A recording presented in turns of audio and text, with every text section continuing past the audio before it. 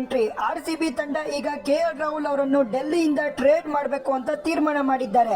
IPL 2026ಗೆ trade window open ಆಗಿದೆ. RCB ತಂಡಕ್ಕೆ KL Rahul ಅವರು ಬರುವಂತ ಸಾಧ್ಯತೆಗಳು ತುಂಬಾನೇ ಹೆಚ್ಚಾಗಿದೆ ಅಂತ ಹೇಳ್ಬೋದು.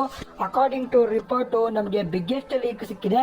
ಆರ್ಸಿಬಿ ತಂಡ ಕೆಎಲ್ ರಾಹುಲ್ ಅವರನ್ನ ದುಡ್ಡುಗೋಸ್ಕರ ಟ್ರೇಡ್ ಮಾಡಬೇಕು ಅಂತ ತೀರ್ಮಾನ ಮಾಡಿದ್ದಾರಂತೆ. ಕೆಎಲ್ ರಾಹುಲ್ ಆರ್ಸಿಬಿ ತಂಡಕ್ಕೆ ಬಂದ್ರೆ ಸೂಪರ್ ಆಗಿರುತ್ತೆ ಗುರು. ಆರ್ಸಿಬಿ ತಂಡಕ್ಕೆ ಕೆಎಲ್ ರಾಹುಲ್ ಬೇಕೇ ಬೇಕು.